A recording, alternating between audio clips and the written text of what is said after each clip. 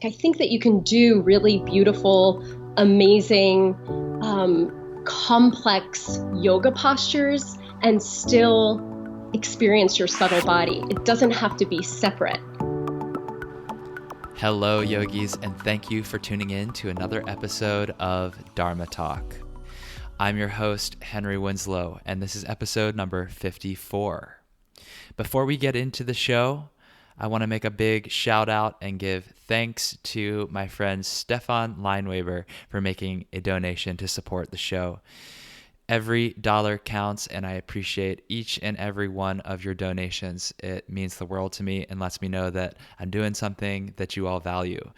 So if anyone else would like to make a donation, you can always do that at dharmatalk.show or henrywins.com. Now about today's interview. This week, I interviewed Sarah Platt-Finger. Sarah is a highly esteemed yoga teacher based in New York with quite the resume. She's the co-founder of ISHTA Yoga and the private yoga teacher of Deepak Chopra. And how do you get to be the yoga teacher of someone like Deepak Chopra, someone so highly sought after and respected in the spiritual community? Well, Sarah has a true, deep understanding of what yoga can do for you as a healing mechanism and as a path to understanding the self. In this episode, we talk about what ISHTA Yoga is all about, the integrated science of hatha, tantra, and ayurveda. And we talk about approaching these three practices or these families of practices from a scientific lens, eschewing dogma in favor of results. We also talk about what it means to inhabit a yoga posture and how connecting to energy can get you out of your head and simplify things. We talk about expanding the reach of yoga to traumatized women, some of the work that she's doing with the nonprofit organization for which she serves as board chair. And lastly, we talk about why Sarah made the shift from teaching to sharing these practices and a few things that she's learned from her time with Deepak Chopra. All of that is coming up very soon. Please just stay tuned through these announcements and we'll dive into my interview with Sarah Platt-Finger. Hey Dharma Talk community, here's what's coming up in my world. This weekend, I'll be teaching at Original Hot Yoga 305 in Miami, Florida. I'm going there with my wife Veronica and we're leading a weekend immersion. Following weekend, April 12th through 14th, I'm going to Athens, Georgia to teach at Fuel Hot Yoga. And then this is a ways off, but in October 25th through 27th, Veronica and I are headed down to Bucerias, Mexico to teach for a weekend at Shala Ananda Yoga. It's going to be a beautiful place, beautiful weekend, and we would love for anyone who wants to join to come along with us. The details for all of these workshops, these weekends, are at henrywins.com/events. So go there and sign up. What's your purpose? What's your vision? What mark will you leave on this planet long after you're gone? I'm Henry Winslow, and you're listening to Dharma Talk, the only podcast where I interview inspirational yogis on how they're changing the world in their own unique ways. Whether you're still searching for your purpose or already walking the path, I hope these stories get you excited to live your Dharma. Hello, Dharma Talk community, and welcome back to another episode. Today, I have Sarah Platt-Finger on the line. Sarah is the co-founder of ISHTA Yoga and the private yoga teacher of Deepak Chopra. She is one of the most sought-after teachers in New York City and has created one of the most highly respected teacher training programs in the industry. Sarah also leads trainings and workshops internationally. She is a legacy ambassador for Lululemon and the board chair for Exhale to Inhale, a nonprofit organization that teaches yoga to survivors of domestic violence and sexual assault. Sarah, it's my pleasure to have you on Dharma Talk this morning. How are you? Thank you so much. I'm great. It's wonderful to be here. Thanks for having me. Absolutely. We always start with the same first question, so I'd love to just dive straight into that. What does the word Dharma mean to you? And what is your Dharma as you understand it today?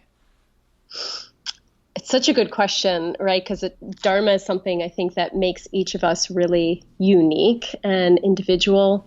It's what reminds us that we are all here for a purpose. We all have something to share.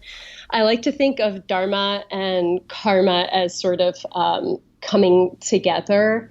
When we think about what we're born into, and how we're born into in this world.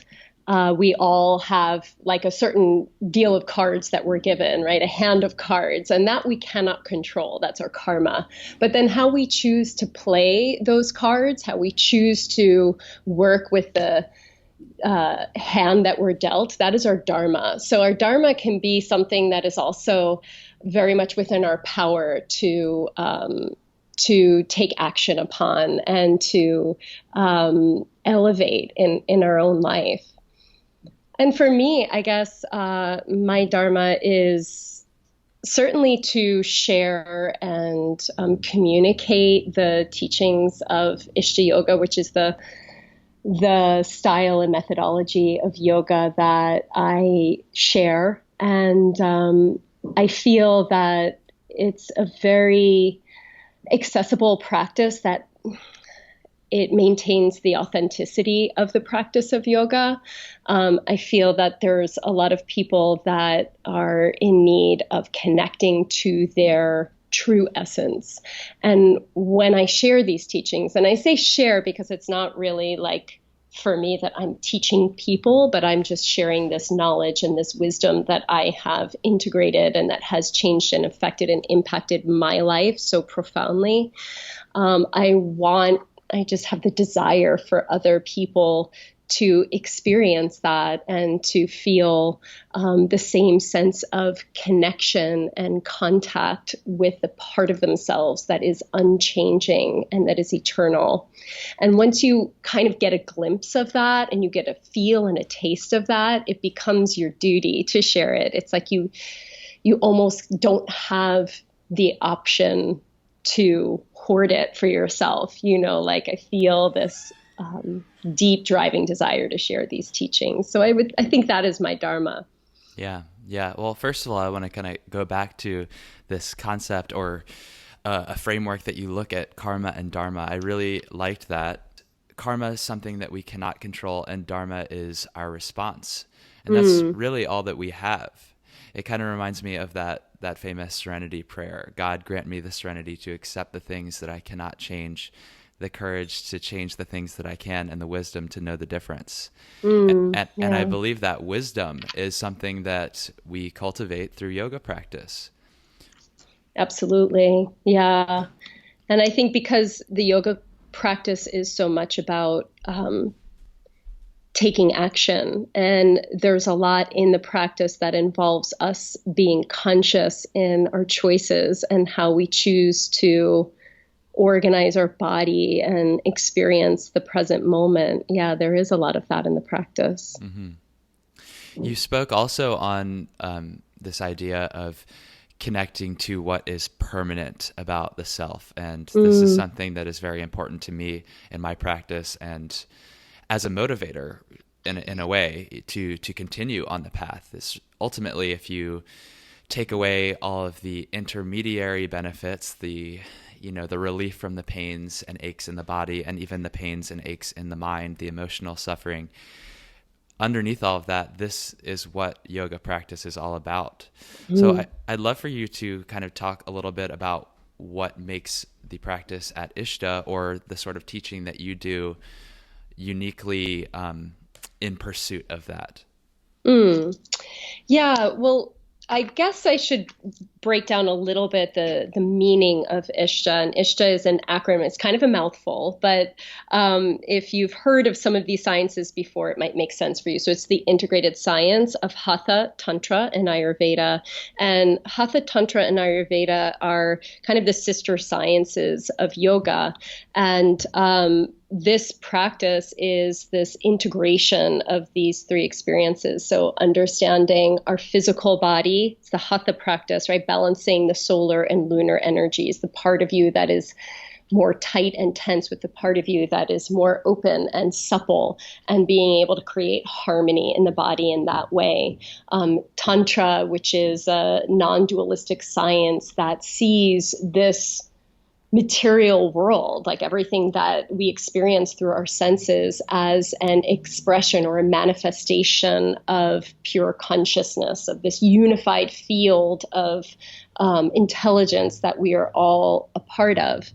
And then Ayurveda being the traditional Indian science of life, which sees the individual self as this combination of the 5 main elements.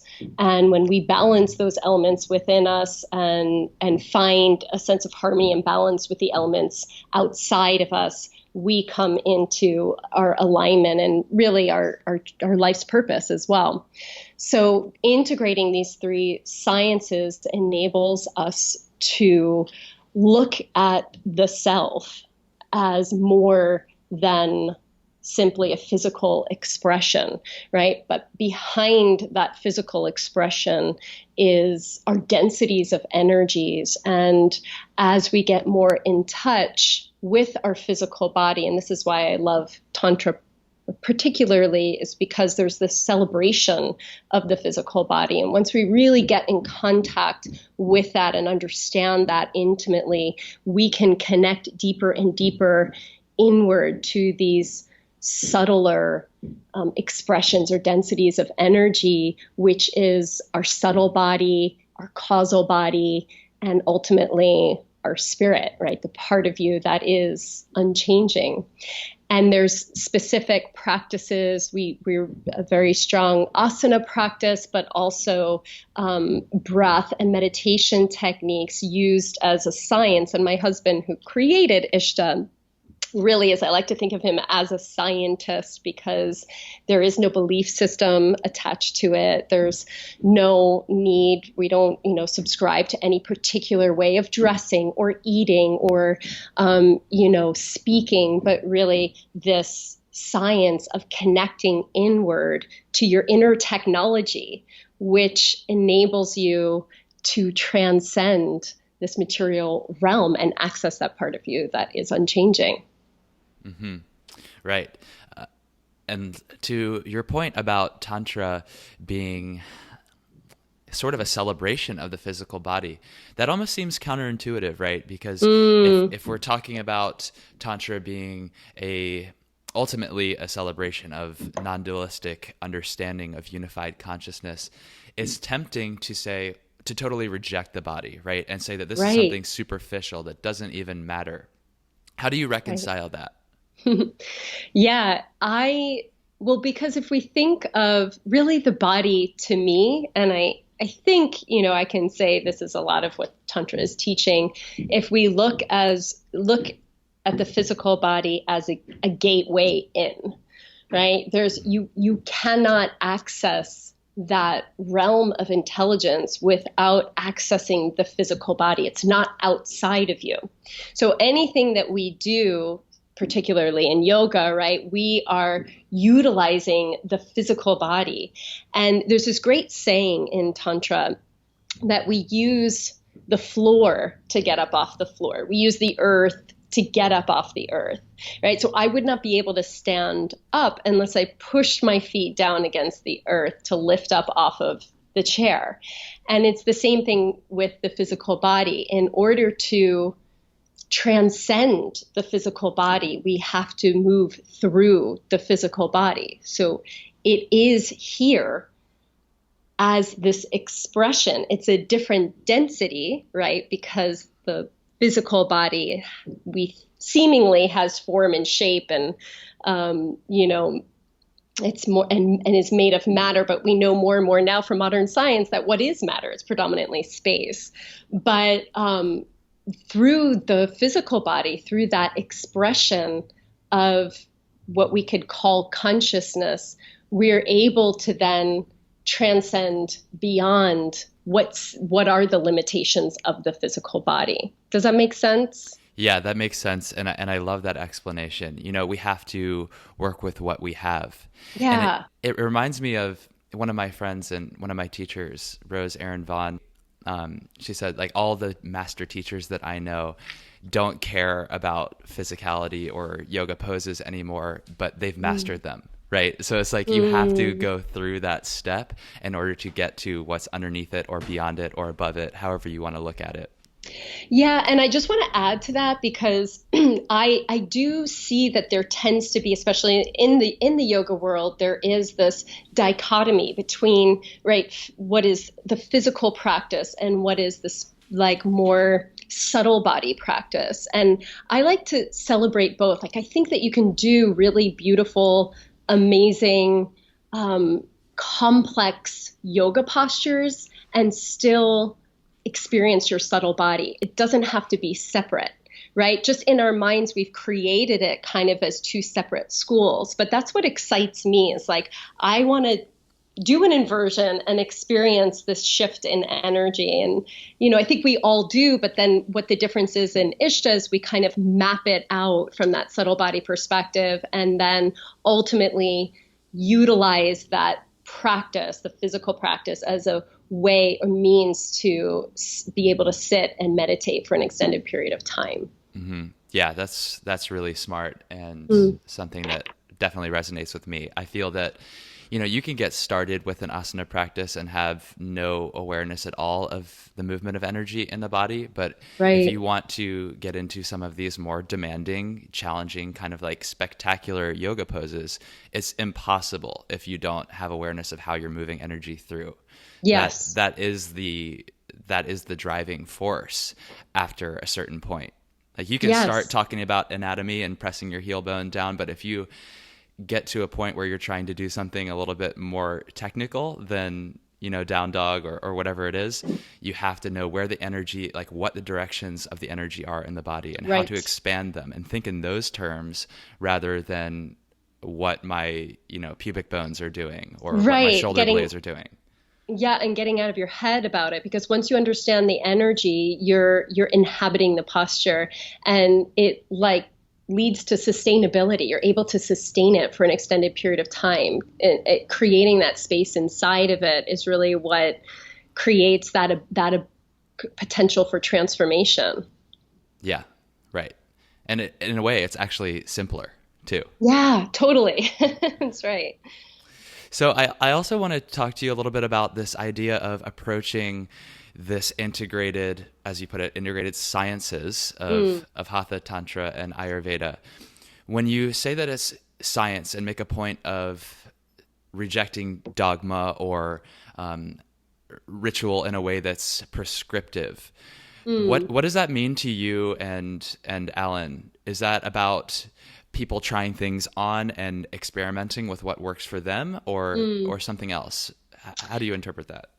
Yeah. So when we say the word science, we mean, less about, of course, when we think of science, we think of a laboratory and like we put on our lab coats and we have beakers and, we're trying all of these different methodologies.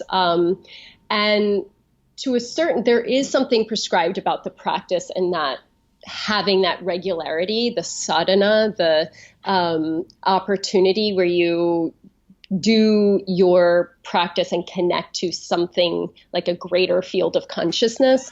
That would be like a more kind of ritualistic prescriptive that we might say, like, yeah, do this every day, because if you do it every day, it becomes your reality.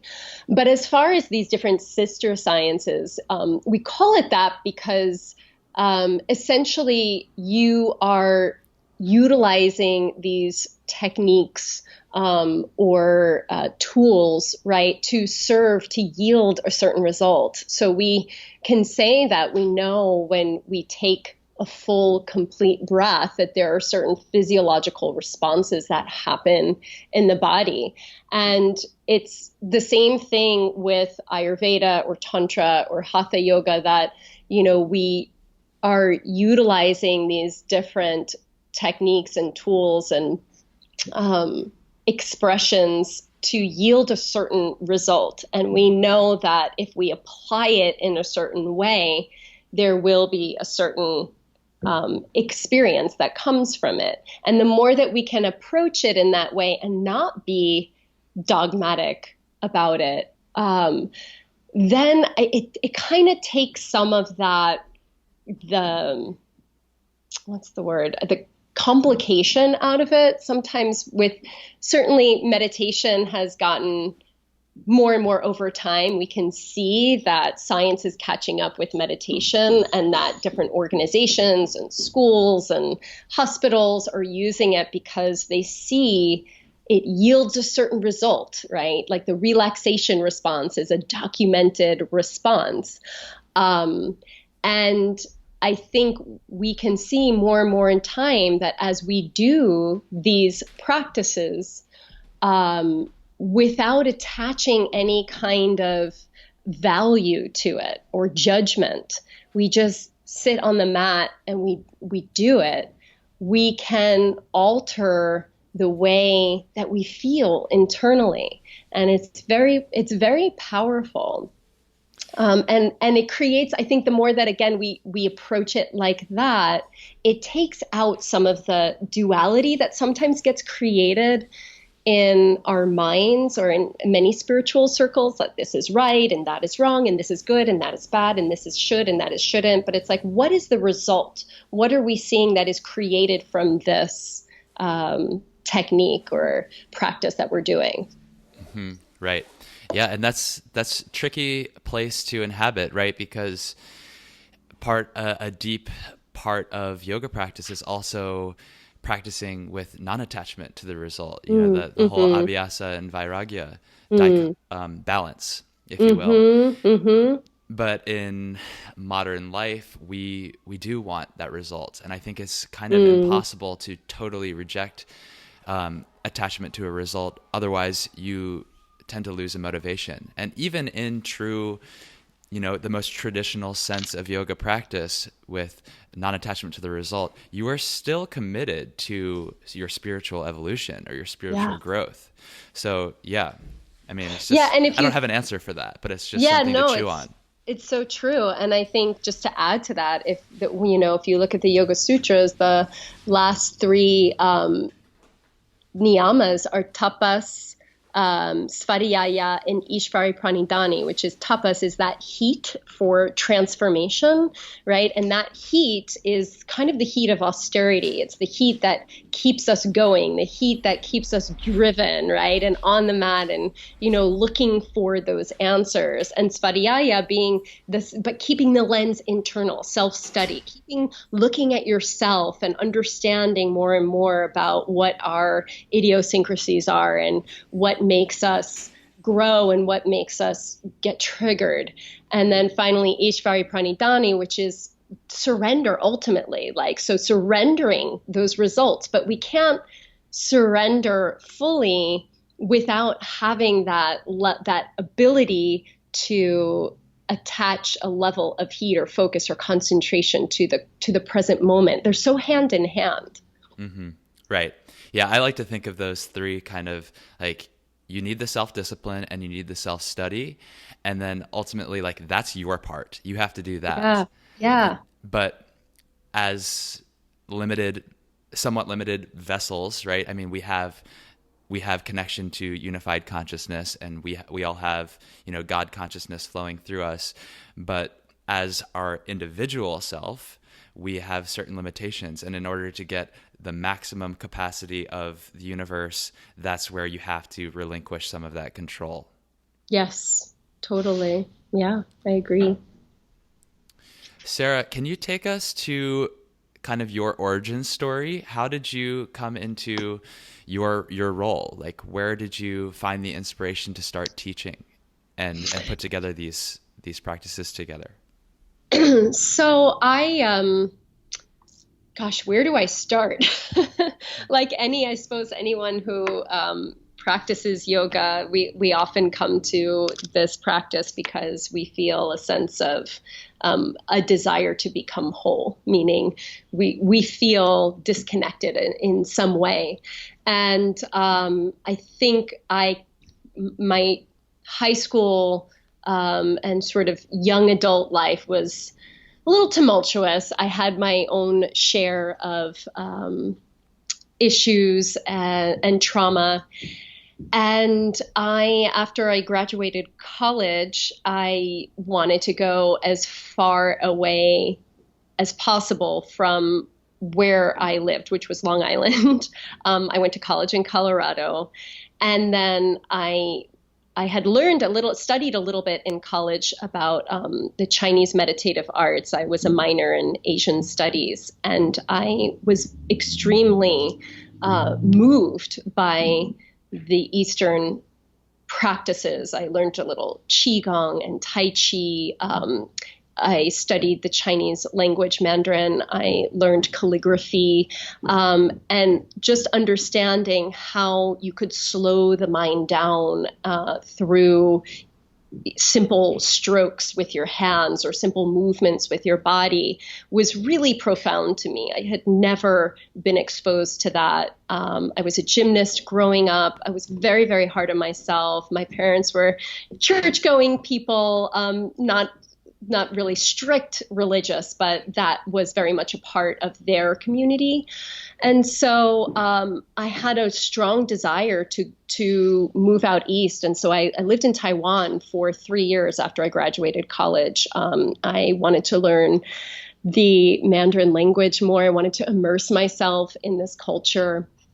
I was only supposed to go for 1 year, but it ended up being 3. And it was there actually that I started studying yoga. It was kind of a different form of yoga than I practice now because there was a lot of the Qigong and Tai Chi influence. But because I had a background in dance and gymnastics, the teacher would put me in front of the room and have me teach in Mandarin. It was usually just counting from 1 to 8. More like kind of calisthenically. And I just something inside of me decided that I really needed to pursue this. It wasn't anything that was very rational or that I really thought out. I'm a very sort of feeling driven person. I can make impulsive decisions, but that I like to think are coming from a higher place. That's what drove me to move to Taiwan in the first place. And so I decided to come back. This was 2003. And I felt it was like a calling, really. And there's no other word I have for it. I was getting insomnia when I was in Taiwan and having a really hard time being in my body. And I just felt called to come back to New York. And at the time I was living with my parents when I came back, and there was a studio about 5 minutes away called Yoga Zone. And when I returned back from Taiwan, I had this real reverse culture shock. Anyone who's ever lived overseas and then came back to their home might be able to relate to this, where like your home doesn't feel like your home, but where you lived, in that foreign place also felt very alienating. So coming home, I was just like, it was very challenging for me to readjust. And I started seeking out different yoga studios. I came to Yoga Zone. I took a class with Mary Jo Marchicello, who still teaches at ISHTA. And it was the first time that I felt at home. I just felt so at home in my body that it was just, I can still feel it now, like how it just felt like a glass of water when you're parched, And she directed me I was like, what is this style of yoga? I need to learn more about it. She directed me to ISHTA, which was then B Yoga in Manhattan. And I pursued my 200 and my 300-hour teacher trainings. And it kind of like eventually I kind of let go of my day jobs and I started teaching there. And I guess fast forward a couple of years, I found, I established a really strong connection with Alan, who is now my husband. And this was the style of yoga that really he is the figurehead and sort of the guru of, for lack of a better word, but he really developed the methodology. And I felt, and there was a pivotal time after I had been teaching there for a few years where either Alan was going to leave at the time. It's a little bit complex, the reiteration of the yoga life, but B Yoga had been bought out by YogaWorks, and we found, just sort of karmically as it was, YogaWorks had a very strong mission to bring yoga to the masses. And there was very little space for ISHTA there because this was a lineage, and this was a really specific practice that involved, breath work and meditation, and had a teacher, a figurehead, Alan, and it didn't really fit in the paradigm of what they were sharing, which is understandable. So there was this sort of fork in the road for Alan, where he would either kind of fold it up and move down to Florida, which is always his default, like he'll just move down to Florida, or he could create a new home. And I had meditated on it, and I felt very strongly at that time, I was like, this is not the end of ISHTA. We must create a new home. There's so many people who have been so affected by this. And so we partnered with another couple, and they helped to subsidize the space. We moved into where the current studio is now on 11th Street, in Manhattan, and in 2008, and we opened our own home, and we just called it ISHTA Yoga. Nothing else, no frills, like this is what you're going to get. And that's what kind of, over time, I didn't really want to become a business owner myself. I always just wanted to teach. I wanted to teach in the teacher training and help develop the teacher training, which I did. But after 3 years of the studio's inception, my former partner had resigned and went on to do her own methodology. And this was 3 months after my daughter was born, and I found myself in a position of essentially taking over the running of the studio. So there were a couple of moments in my life where I had these choices. And I guess this is where the Dharma comes back in, because I felt very called to step up and say, we need to create a home, or step up and say, I will take over the running of the show. And not really having any kind of, experience or anything to call upon in business to be able to do it. And I learned as I went along, and it was a very humbling experience, but it's, I think, a testament to the drive of spirit. When spirit feels something really strongly, you can make anything happen. Yeah. That's so true. And I love those examples. It almost, maybe you didn't say this, so I don't want to put words in your mouth, but what I heard from that was that the calling actually comes from a duty out of service to the people that almost depend on it at that point. Because as you said, yes, you didn't have the experience to draw from in running a business, and quite honestly, you didn't really have the desire to run a business either. Yeah. But you felt that certain people needed it, and you had established kind of a precedent that people were using and relying on, and didn't want to pull the rug out from underneath them. Yeah, that's very true. And I think that there was something, deeply within me that had the desire to do it, or else I don't think I could have, if I really didn't want to, I would have just put my hands up and all right, well, we're going to Florida. Pack our bags down to Miami. But it was that voice inside was absolutely not, we are continuing with this. Yeah. And it was definitely a duty to the people. Mm-hmm. Right.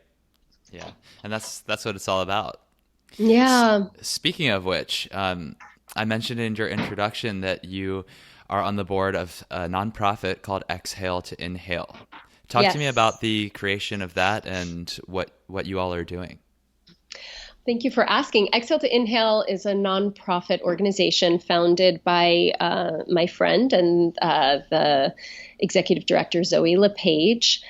It was essentially, it's kind of an amazing story. This was something that a project she started when she was in college. And after graduating, it kind of took on momentum. She reached out to me through a mutual friend who had thought that I might be able to offer some kind of assistance or help or whatever. Again, me kind of being like, I don't know, I've never done nonprofits, but I'll help with whatever I can. And I was very moved by the mission, which is to bring the healing practices of yoga to survivors of domestic violence and sexual assault. I knew I was a living product of the healing powers of yoga. And so this mission was something that I felt very strongly resonated with me. And so that was about 5 years ago. We just had our 5-year anniversary in October as a nonprofit.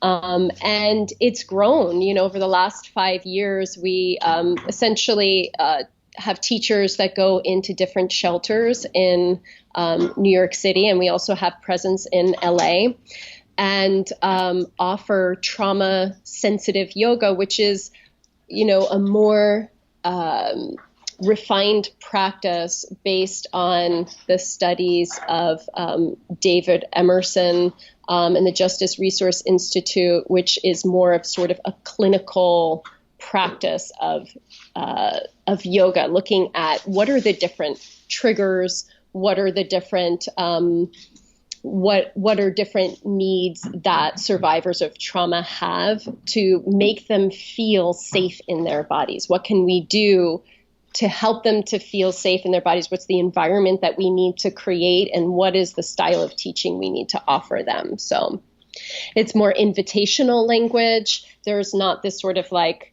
sometimes there can be a hierarchy, right, in the teaching where the teacher says, like, you do this, and a student responds, or maybe there's not as many options or variations. So this sort of invitational language reminds the practitioners that she has a choice. There's no music involved. Often don't ask them to close their eyes. Their eyes remain open. There's no touch. Very simple breathing, very little meditation, if any. And when they teach, they're always in access to an exit. So they see that there's a door nearby should they feel that they need to go. Mm-hmm. Right. Yeah. And knowing what I know from how you've explained the methodologies of ISHTA, do you feel that it's sort of like a necessary compromise to some of the proven techniques that you tend to use for the general population in order to get people into the door in this kind of context? Do you mean like as far as teaching to trauma survivors? Yeah, as far as teaching to trauma survivors and removing some of the things that you know to be powerful, like Yes. Closing your eyes for meditation, for example. Yes, absolutely. And I should note that I am on the board. I'm the board chair of the organization, and I am not of the many amazing and incredibly gifted and generous teachers that are going into the shelters to teach these populations. So I'm not necessarily in the front line doing the teaching, although I have gone through the training and I'm very familiar with the methodology. But yes, I would absolutely say, some of the things that I would teach in a regular class to the general population might not be appropriate to those who have been through trauma, to trauma survivors. But I would also say that, having gone through and knowing what I know about trauma survivors and the fact that, the statistics are 1 in 4. So you could probably say, that of the women that are coming into your class, there are a handful that have had some form of trauma or sexual assault in their life. And that's kind of daunting. So I think it's really important for a lot of yoga teachers to just have that information, because it's it's a reminder of, okay, like maybe I can say something differently, or maybe offer this as an option just in case, you know? Hmm. Yeah. Yeah, I have no doubt in my mind that that's definitely true, whether people are speaking about it or not. Mm, And there's yes. certainly a growing consciousness around that, and people are becoming more aware because the conversation is getting louder. But Yeah. even today, there's still so much trauma that is buried and not talked about out of shame or Yeah. guilt or some combination thereof. But I Yes. think that yoga practice in a group setting or individually or however is accessible to you at the moment where you are in your healing process is always going to help you to process that. Right, exactly. I fully agree. And because what we're doing is we're enabling people to feel a connection in their bodies, to feel present in their bodies. And that in itself is really empowering. Absolutely. Um, Sarah, can you take us to one recent thing that's really exciting you?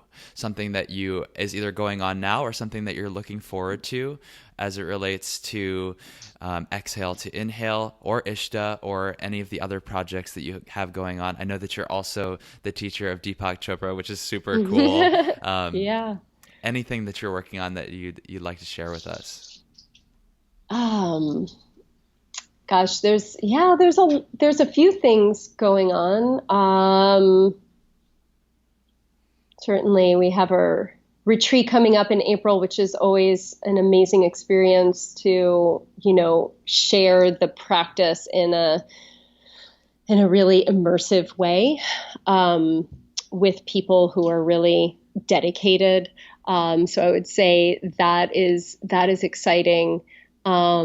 And I do have a book that I'm working on, but I am a little bit apprehensive to share because I don't know exactly when it's going to come out. But I am in the process of writing and getting more in touch with my writing, which is something I really enjoy, and I'm excited about sharing that. And of course, I always love teaching with Deepak. There's always some fun things going on there, and he's just such a beacon of wisdom and light and just like Shakti that that's always Yeah. just really, yeah, Do you, moving. are you ever were you intimidated to teach him yoga as someone who is such a beacon and seen as a teacher to so many?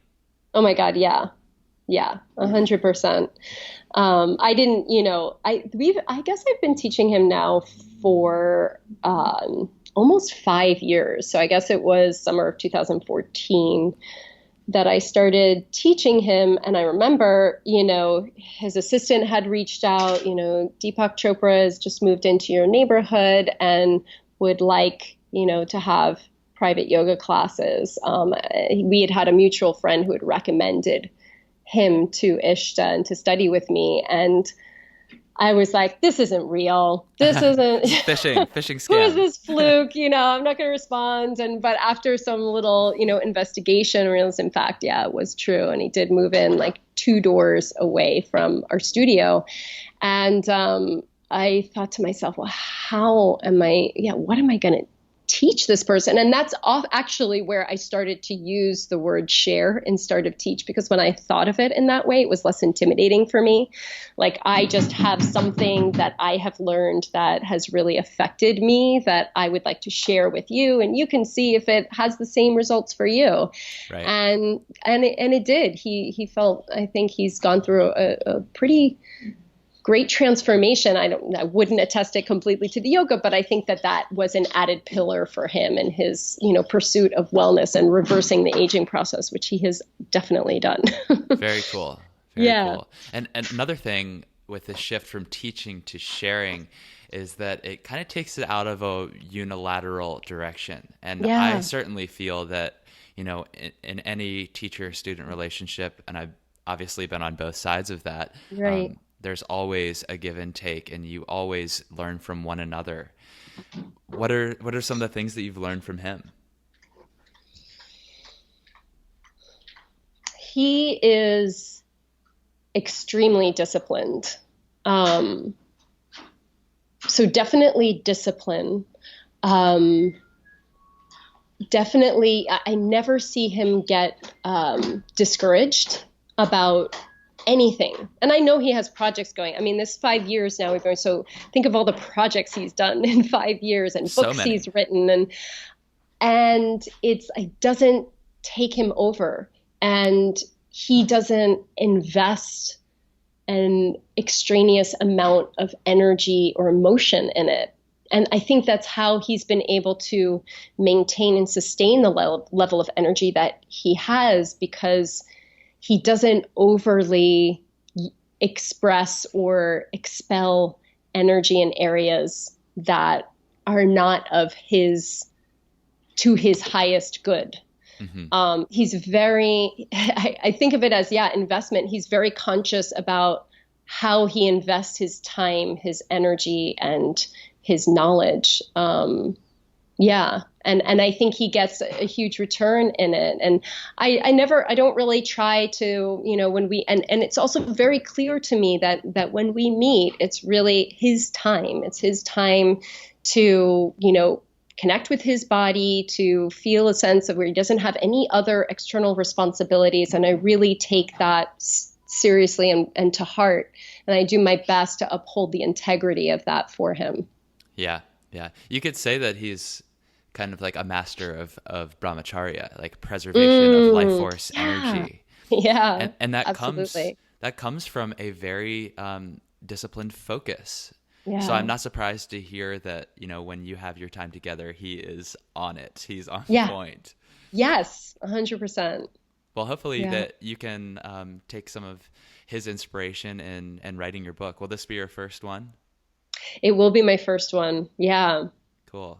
Yeah. And I take, it's funny because yes, this is, sharing that I offer to him with the teachings, but I have learned so much just being in his presence, and listening to him talk. And even though he will not, go off and on a dissertation of, consciousness and dark matter when we're in a yoga session, but I've been present to many of his talks. And again, just like in that transmission of energy, there is so much that goes beyond words, right? When you're in the presence of somebody who, like you said, has this practice of brahmacharya, or being able to really steer energy in an intentional way, that has given me so much. So yeah, definitely the book will have some inspiration from that.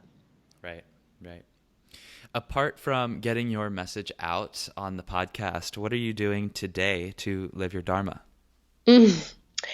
So today, I'm actually, right after this, I'm going to share meditation in up at the Estee Lauder offices. I get to teach there weekly, and that's really elevating for me to be able to share the practice in a corporate setting to people who sort of need to be able to find a pause in their day and feel a sense of quiet and steadiness. And then after that, I have a meeting with Zoe and the Lululemon girls for Exhale to Inhale, and I will be further discussing how we can share the mission of expanding the awareness and presence of this organization to women, people who are in need of it. So yeah, and I, of course, will have some time at my studio to further work on some business. So it's a nice rounding of everything. Yeah, sounds like it. Well, now seems like the perfect time to wind down with the final section of the interview. This is called the prana round. And I'm going to ask you 6 rapid fire questions and ask you to answer a minimum 1 word, maximum 1 sentence. Okay. All right. All right. In 1 word, why do you practice yoga? Peace. What is your favorite yoga pose and why? Tadasana, because it allows me to feel integrated in my body, mind, and spirit. Beautiful. What is the single best cue or piece of advice that you've ever received from a yoga teacher? Relax your jaw. I love that one, and I need to remind myself that often. Me too. Recommend one book, either modern or ancient, for our audience. Just apart one? From your own, of course. Okay. Tantra of the Yoga Sutras by Platt-Finger. Okay. Is yoga for everyone? Yes. Last question. How can our audience get in touch with you, and how can we support you in your Dharma? You can find me at sarahplattfinger.com or ishtayoga.com. And on Instagram and Twitter, I'm Splat-Finger. On Facebook, I'm Sarah Platt-Finger. And you can support my Dharma by dedicating yourself daily to your own form of elevating your consciousness. Practice whatever it is that brings you peace of mind to yourself. Great. And this conversation has helped me with my practice to elevate my consciousness. I'm sure that all of our listeners have benefited from it as well. So thank you, Sarah, so much for spending some time with me. And I wish you a lovely rest of your day. Thank you so much. Hey, Dharma Talk community. If you enjoyed this podcast and you haven't done so already, please hit the subscribe button right now. And if you'd like to show your support even more, leave me an honest review on iTunes or whatever podcast directory you listen on. You can also make a financial contribution to keep the show up and running, a donation at henrywins.com. And remember, I'm here to serve you. So if you have any questions or comments or ideas, you can always reach me on Instagram at henrywins. Otherwise, I'll speak to you next week. Keep living your Dharma.